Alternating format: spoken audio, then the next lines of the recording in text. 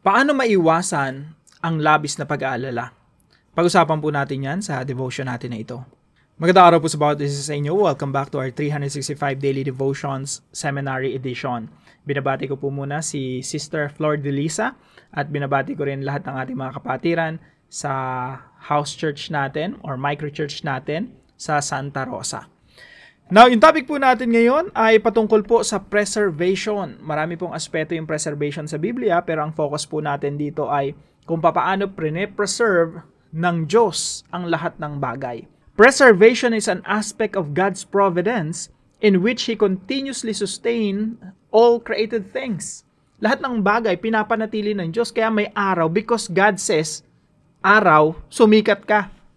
Kaya yung buwan, naliliwanagan tayo sa gabi kasi sinasabi ng Diyos, magliwanag ka upang maliwanagan yung earth natin tuwing gabi.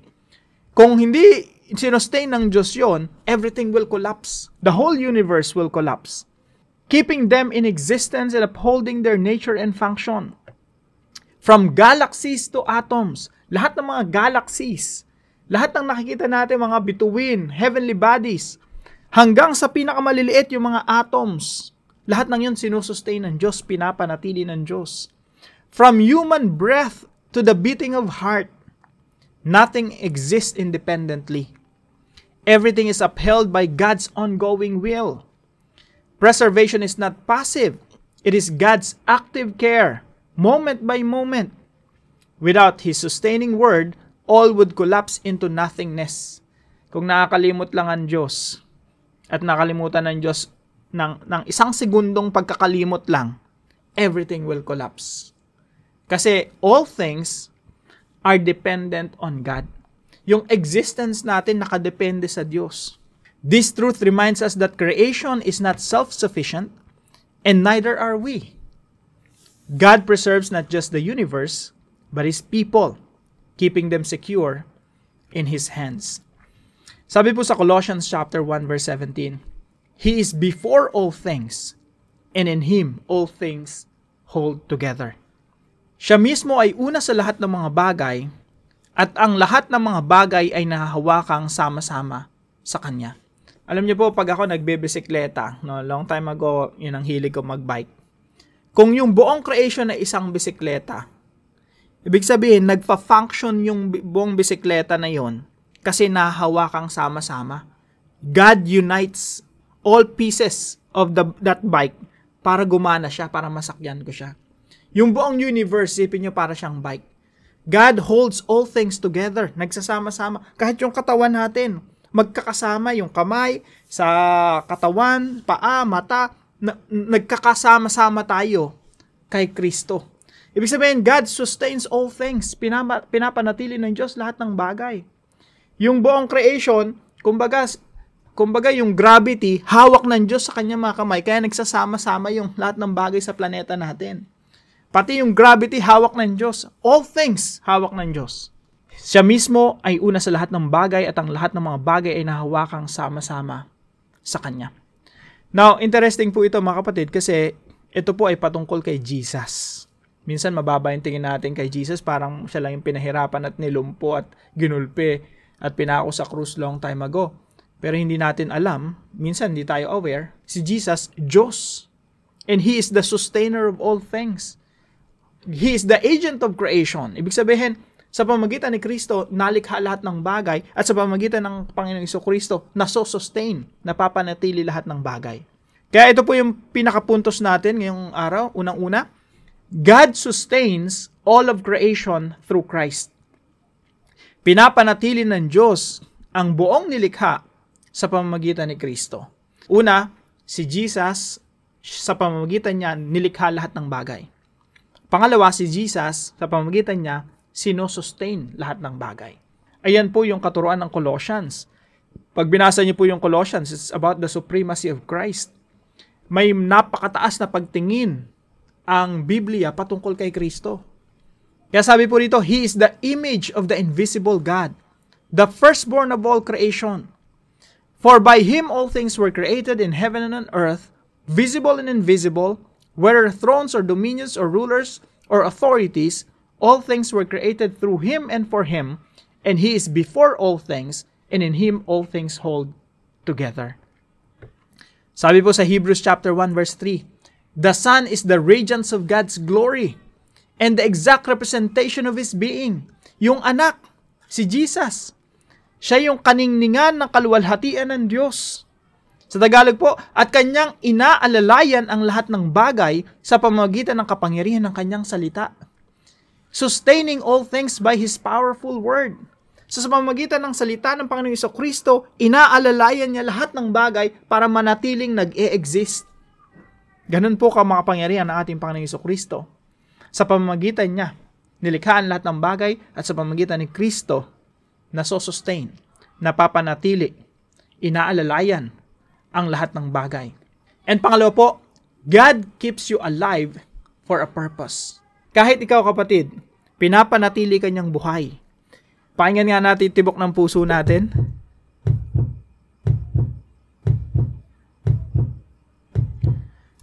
Bawat tibok ng puso natin kapatid, pinapanatili ng Diyos.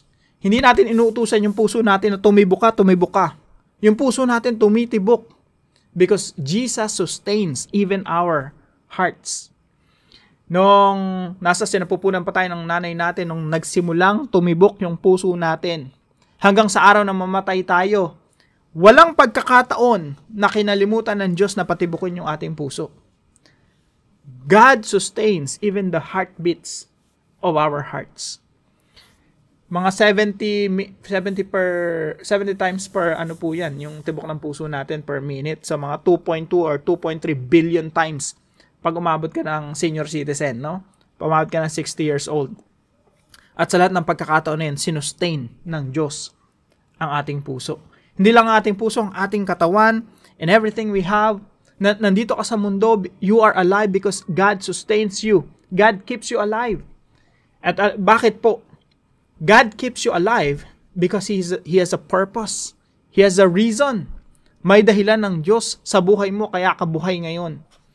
Kaya po napakalaga na para sa atin na nabubuhay ngayon na tinatanong natin si Lord, Lord, bakit ako buhay?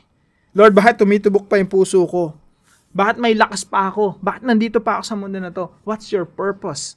I want to live according to your purpose.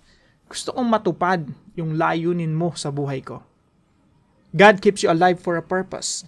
And number 3, God wants you to enjoy a life free from worry. Gusto ng Diyos na ma-enjoy mo yung buhay na hindi ka nag-aalala. Ang ganda ng topic natin ngayon, God's preservation of all things. Kahit yung mga ibon, pre-preserve niya. Yung mga ibon, hindi nag-aalala. Yung mga hayop, pre-preserve niya. Mga isda, pre-preserve niya. Pero wala ni isa man sa kanilang nag-aalala. Pero tayo, na mas mataas kaysa sa mga ibon at mga hayop, sobrang nag-aalala sa buhay. Mga kapatid, kailangan natin magtiwala sa Diyos. Ang kakulangan ng pagtitiwala sa Diyos ay pinagmumulan ng pag-aalala sa buhay. Sabi nga ni Jesus Christ sa Matthew chapter 6, 25-27, ito po ay patungkol sa pag-aalala. Sabi ni Jesus dito, do you know that God preserves all things? Do you know that everything is being sustained by God's power? Tapos ikaw nag-aalala ka? Ang Diyos ang may control sa lahat, tapos ikaw nag-aalala ka? Therefore, I tell you, do not worry about your life, what you will eat or drink, or about your body, what you will wear. Is not life more than food and the body more than clothes? Look at the birds of the air. They do not sow or reap or store away in barns, and yet your heavenly Father feeds them. Are you not much more valuable than they? Can any one of you, by worrying, add a single hour to your life? Kaya mo dagdagan yung buhay mo? Kahit isang segundo lang? Di ba hindi? Hindi mo kayang dagdagan ng panahon yung buhay mo. God sustains all things. God preserves all things. At gusto ng Panginoon, huwag tayo mag-alala. Nakakatuwa kasi si Jesus mismo yung nagsabi nito sa atin eh. Si Jesus mismo yung nagsabi sa atin na huwag kang mag-alala sa buhay. God wants you to enjoy a life free from worry. And I hope lumalim po tayo sa pagkakaunawa ng God's preservation. Ang Diyos ang nagsusustain ng buong creation. How much more ikaw na special creation ng Diyos? Nilikha ka ayon sa imahe ng Diyos. And not only that, you were redeemed by the blood of Christ. Hindi ka ba niya mahal para hindi ka niya arugain? So bilang application po sa pinag-aaralan natin na to, number 1, fix your eyes on Jesus, the sustainer of all things. Yung mata po natin, i-fix natin, kumbaga ipako natin, ituon natin kay Kristo. At magkaroon po tayo ng mataas na pagtingin kay Kristo. Let's have a high view of Christ. Kagaya po ng Colossians. Yung Colossians, pag binasa mo, talagang ang taas ng pagtingin kay Kristo. He is the agent of creation. Through Him, all things are being sustained. Sa pamamagitan ng Panginoong Jesucristo, napapanatili lahat ng bagay. And again, sa Hebrew, sabi dito, siya ang kaningningan ng kaluwalhatian ng Diyos at ang tunay na larawan ng kanyang likas at kanyang inaalalayan ang lahat ng bagay sa pamamagitan ng kapangyarihan ng kanyang salita. Ibig sabihin, buong creation, control ng salita ng Diyos. Pag sinabi ng Diyos, huwag kang mangyari, hindi mangyayari yan. Kahit anong gawin ng dyablo, kahit anong gawin ng tao, kahit anong mangyari sa nature, sitwasyon ng tao, hindi mangyayari yan. Pag sinabi ng Diyos, huwag kang mangyari. Pag sinabi ng Diyos, mangyari ito, kahit pa lahat ng tao ayaw mapangyari ang isang bagay, pag sinabi ng Diyos, mangyari ka, mangyayari yun. So ano pang pag-aalala natin sa buhay? We just have to fix our eyes on Jesus, the sustainer of all things. Kailangan ituon natin yung ating mga mata kay Kristo na siyang may kontrol ng lahat ng bagay. At hindi tayo dapat matakot sa anumang pwedeng mangyari sa ating mga buhay. Kasi kung huminto man ang tibok ng ating puso, it is because God is done with our lives. God is finished. Tapos na yung assignment natin sa Panginoon. At pwede niya na tayong kunin. So, anong pag-aalala natin? Number 2 po, find your purpose and fulfill it. Hanapin po natin, i-discover po natin anong dahilan kung ba tayo nabubuhay pa dito sa mundo. Lord, why do you sustain me? Why do you keep me alive? Bakit yung puso ko pinapanatili yung tumitibok? What's the purpose? At pag sinabi sa iyo ng Diyos, yung purpose mo dito sa mundo, yung mission mo dito sa mundo, live accordingly. Fulfill your purpose. Ito pa rin natin yung ating layunin dito sa mundo. Find your purpose and fulfill it. At pag na-accomplish na natin yung purpose natin, maging masaya tayo na mamatay. Maging masaya tayo na lisanin ng mundong ito because we know we have accomplished our mission. Ang sarap-sarap lisanin ng mundo at mamatay at makaharap mo ang Panginoon knowing that you have accomplished the mission. Again mga kapatid, yung kamatayan, it's just a passage, doorway to Jesus. At meron pang kabilang buhay mga kapatid. Number 3, free yourself from worries by trusting in God. Mga kapatid, choose your heart. Mahirap mamroblema. Mahirap ma-stress. Mahirap yung pasanin ang lahat ng mga problema. No? At the same time, mahirap din namang magtiwala. Kasi parang nature natin yung mga tao eh. Ayaw natin magtiwala sa Diyos eh.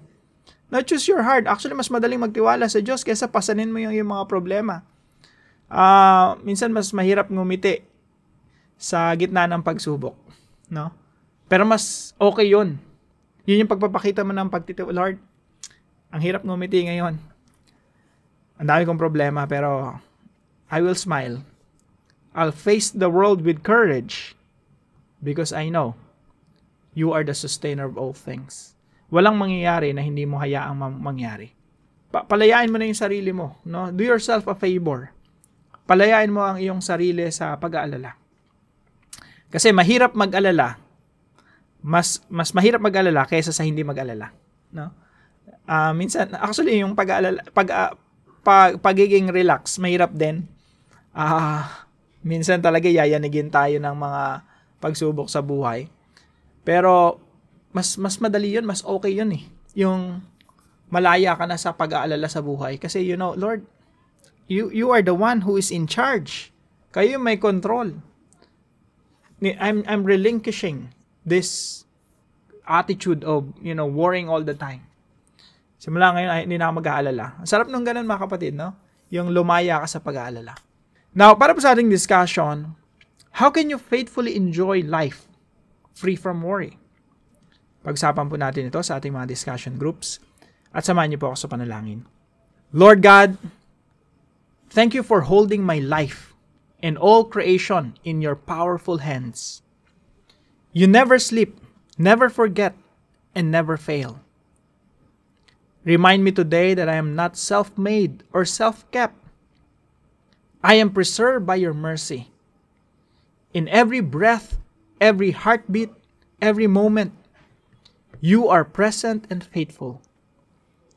Strengthen my trust when I feel fragile. Teach me to walk humbly, knowing that all I am and all I have is from you. May I rest in your constant care. Enable me to enjoy a worry-free life. In Jesus' name, I pray. Amen and amen.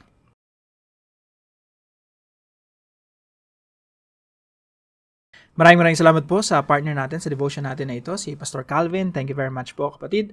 Pagpalain kayo ng ating Panginoon.